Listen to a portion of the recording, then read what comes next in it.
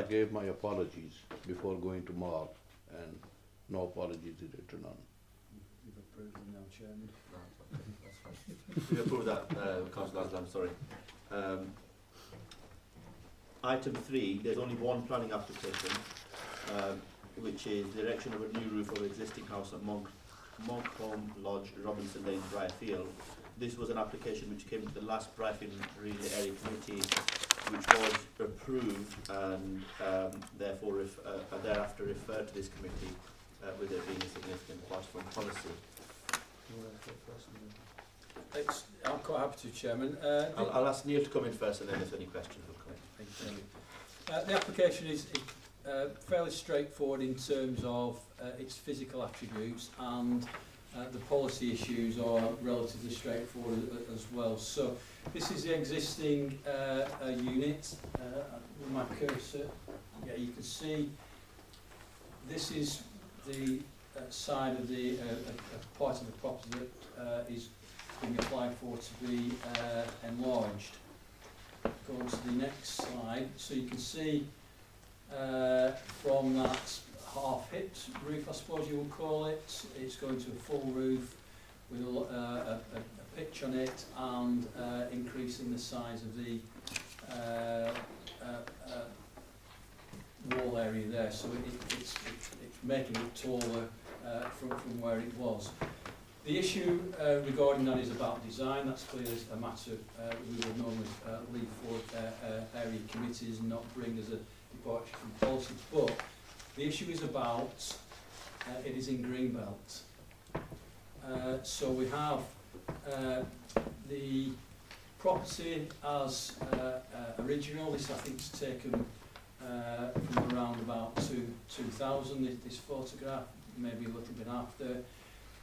This part of the, which is now an integral part of the property, and I'll come on to the dimensions of it a bit later, was approved because it was permitted development as an outbuilding. Then planning permission was given not for an attachment but for part of the property to be extended just in this bit here. But this effectively has now been made into a single a building. So instead of having a detached outbuilding, it is now attached. So that therefore creates the additional volume that we need to consider. So that was done. It's immune from enforcement action, but it was done unlawfully. Okay. So where we have, this goes back to paragraph 149 of the National Planning Policy Framework, which looks at what is allowed in the Greenbelt, and it has to be proportionate extensions. And proportionate, the planning inspectorate, the last few decisions we've had say anywhere between, normally up to a third, perhaps up to 40% is acceptable. Anything above that is disproportionate, and then that is deemed under the national policy to be inappropriate development in Greenbelt. And inappropriate development should only be approved where there are very special circumstances. No very special circumstances are advanced in the written literature we've got. So when we're looking at this, it's already been expanded through that unlawful attachment, and that brings it to 151%. If we add this additional volume, it takes it up to 177% above the original, so quite considerably larger. So that's why it was referred, because of that breach of Greenbelt policy. Thank you, Jen. Thank you, Neil. Before I bring in the councillors, can I just ask a question, Neil, in terms of, if I can just ask you to bring that last slide up, please. Obviously, there was, I've read through the planning history, there was something that was unlawfully done, and they can't do any enforcement now. What regard do we have to have as this committee to, because that's effectively, it's not lawful, but we can't do anything about it. So what regard do we have to the fact that it was done unlawfully? Is that something that can be looked at adversely, or does it, from a legal side or technical side, is considered as a development which was effectively allowed? It's immune from enforcement action, therefore, regardless of its circumstances, we can't deal with that. But you will still go back to the MPPF refers to extensions over and above the original building. So that, whether it was put on lawfully or unlawfully, it's still not part of the original building. And that's the critical issue there, Chairman. Any other councillors want to speak or ask questions? Councillor Strickland. Just so that it's clear in my mind, when we talk about greenbelt, is it likely to remain green, or is it potential for it to become grey, depending on the government's new translation around greenbelt? It will have been assessed because we had an assessment done which was approved as a document by, I think it was Policy and Resources at the time. If I'm absolutely honest, Councillor, I can't remember what this parcel was described at because it had different categories of compliance with greenbelt policy. I can't remember. The government are talking about degraded parts, aren't they, to be becoming grey. I wouldn't like to say whether this is degrading or not.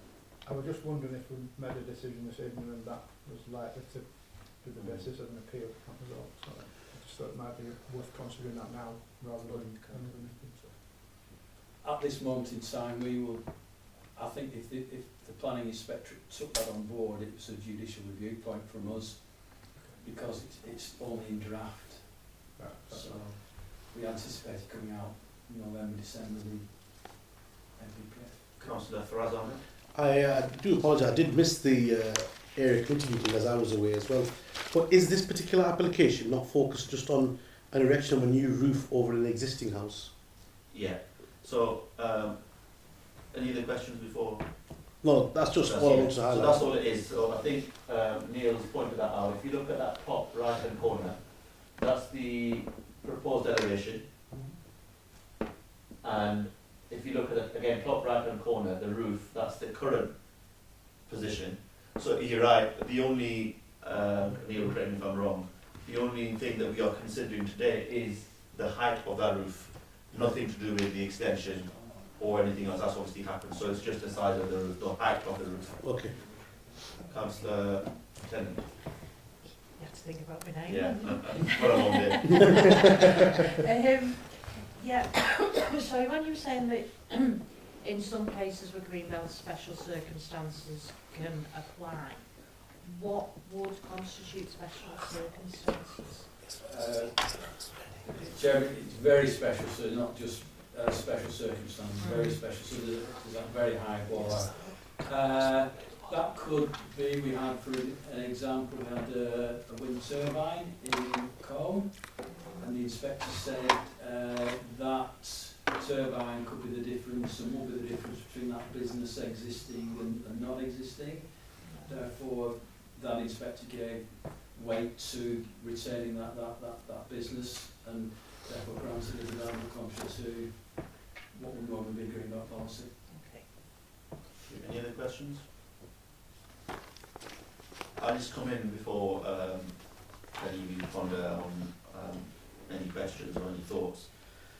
So this is an application which is in my ward, and I'm familiar with the area, and I know that it has had a long history in terms of planning applications and other issues. Just to give you an idea, Google Images, the satellite. So this is obviously Robinson Lane towards the bottom. There's very few houses down that lane. It's right that it is obviously green belt, but if one looks at where on the left hand side where it says DB95QS, just opposite you can see the canal.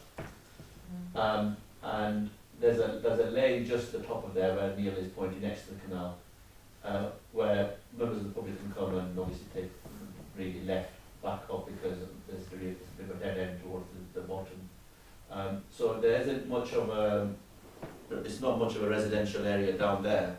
It is obviously, it says in the report, is in the green belt. But it says then that it includes extension and alterations to a building provided that it does not result in disproportionate additions over and above the size of the original building. And I come back to what Councillor Faraz asked in terms of what this application is. And I think we have to remind ourselves that really this application is just about the height of the roof and not in respect of the previous issues which have occurred in respect of this application.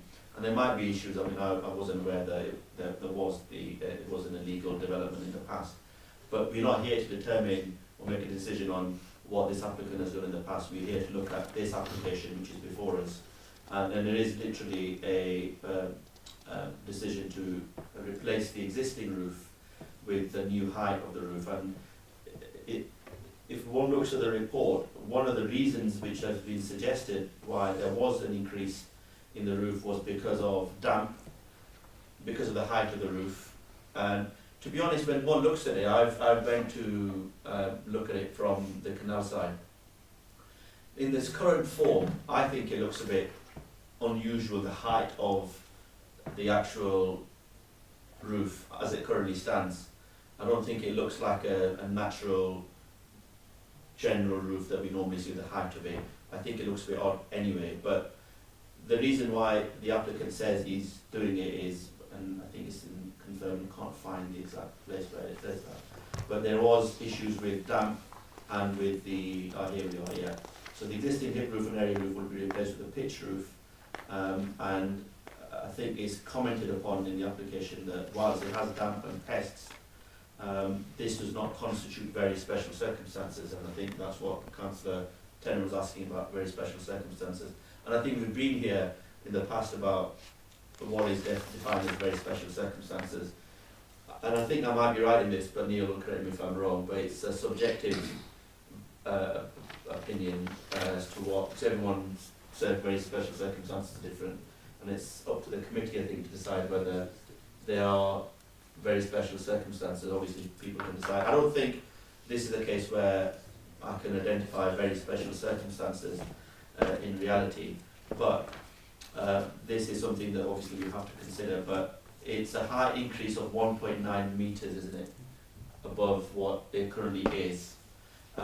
So I think that in terms of the design and material and the height, when one considers the application and for what it's here before us for, which is the height of the roof, I personally don't see any issue with it, and I think we moved it at the Rifle Area Committee on that basis. So I would move that we approve this application. Councillor Ahmed? I'm kind of happy with where you're going to, because looking at the current circumstances and obviously what you've just highlighted in terms of the issues the current landlord or the owner was having, and I'd be happy to second that. Sorry. Yeah, Councillor Sutcliffe. Thank you, Chairman. I've got the Google Street View on the screen here, and I couldn't disagree more with your sort of summing up of your description of the building. The roof looks perfectly in proportion as it is at the moment to the building, and as it sits, it's a small sort of gatehouse type building on its appearance as you approach. Now, obviously, we talked about the extension and lawful extension, and that's not something that we're judging this evening. We're not here to discuss that as a part of this application. But obviously, the height of this roof is substantial, 1.9 metre increase, not just a 1.9 metre roof, but 1.9 metre increase to the size of that roof, and the height of that roof is substantial. And in design terms, I would say that it damages the appearance of that building. I don't think it is in keeping. I think it's incongruous. The height of that is totally, it's actually, at an extra 1.9 metres, it looks like the height of the roof will be taller than the actual building itself, from what I'm looking at on my screen. Now, obviously, that's just an opinion. I don't have the facts of that in terms of height there. The volume of it is huge. When we look at the original building from 2010, external volume of 293 cubic metres, and then we end up at, what was the final figure? Is it 444? No, 737. You know, it's over double the volume of what was there. It's just huge, and it's already says that it sits higher than the buildings. It sits in the landscape. It sits quite high as well. It is huge in terms of what it is. It's totally incongruous to the rest of the building. It's just purely in design terms before we even look at the volumetrics of it in the green belt and judge it on that basis. So based on all of that, I would move refusal as set out in the report. Thank you. I have a question for Mr. Neil Watson, because he's the building inspector in charge of everything. And what would you say on a normal house the pitch is? You know, if you put a pitch this way, because when it rains heavy, the water can go under the slate. So what is the actual pitch where has a building inspector or a planning officer would allow it? Pitches vary. Yeah, no, depending on Pitches can be 40 degrees, it can be 35, it can be 20. As you'd expect, I've spoken to building control officers. The existing roof can have a slate put on there. That is perfectly okay. We don't believe that this is any different than any other building. Building control are quite happy that the damp etc. can be controlled by different roofing materials. What's the normal on any terrace house? What is the pitch there now? What's is it Terrace. 35 degree? Sorry, excuse me. About 35 on 35? on the terrace. So what would you say this is now? 13. What? 13. 13? As it So, Currently second. so they could go down and bit off, come in the middle. What would you say allow it? Chairman, it can stand as slate on there now, and that would you felt and battered, you felt with modern felting materials. They're breathable, they're waterproof. You put slate on there, slate would work at that angle. Again, building control confirm that. There's nothing to prevent that roof being re-roofed with a slate material now, with modern breathable felt, which would stop the damp inside. And your soffit vents as well. Damps cause water to penetrate up into rooms. It's caused by lack of ventilation.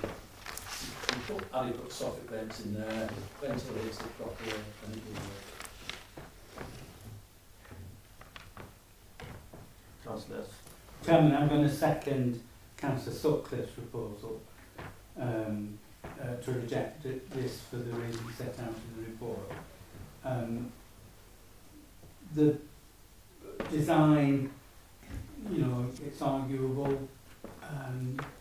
I appreciate perhaps the motivation in wanting to increase the pitch of the roof,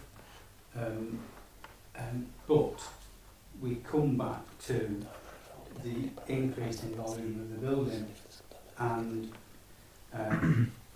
we have a duty to protect the green belt. The exceptions for new buildings, I'm reading from the report, that are not inappropriate within the green belt include extensions or alterations of the building, provided that it does not result in disproportionate additions over and above the size of the original building. And Mr. Watson put a table up which set out the increase in volume, and his commentary was that 30 to 40%, 30 to 40% is generally seen as acceptable. And this latest addition to this building would increase the volume overall by 177%. So that's 4-5 times the normally allowable extensions. So I think our duty is, in protecting the green belt, leads us to reject this and to turn it down, and that's what I think we should do.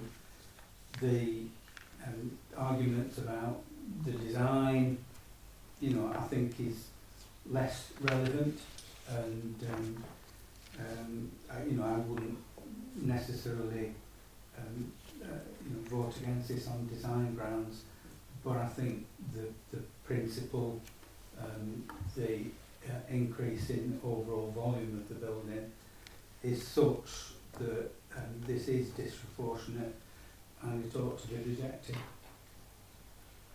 Thank you, Councillor Whip. Anybody else? Councillor Tennant. Would a slightly lower pitch, which is greater than the current pitch, be acceptable? Chair, if you tweaked it minorly, slightly, that may be so small that it may not make any difference. I'm often asked this at committees, and it's difficult for me to second guess what the odds are possible, but it may be possible to do that. But without seeing the design and looking at that, it certainly would be best if it was lower. Well, if the owner did decide to go for a lower one, he'd have to come back and go through all this again, yeah? Sure, with all these green belts, there are always two. There's a design and impact issue to the landscape, and then there's the green belts issue. And as Councillor Whip said, and I said earlier, it's not talking about minor. You know, it's already been coaching horses through the policy through the lawful addition. So I think it's just straight vote, isn't it? So we have seconded for refusal. Yeah, Councillor Whip seconded. Okay, yeah. I'll just go for that, and then if that's defeated. Yeah, okay. So we're going to go for the vote. First, we're going to go for the Councillor Sutcliffe's amendment, which was to refuse the planning. So all those for refusal, show your hands, please.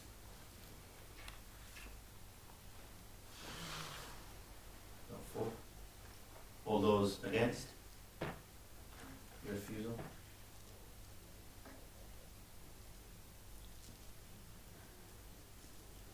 Yeah, fine. Fine, so that motion to refuse is lost. We go then to the main motion, the substantive motion to approve. There's a vote and second, was there? We need to have that. It's really just straight. So to approve now. Yes, all those in favour of approving this application, show your hands. Those against? So 5-4, that application is approved. That concludes the meeting. There's no other item on the agenda. Thank you very much.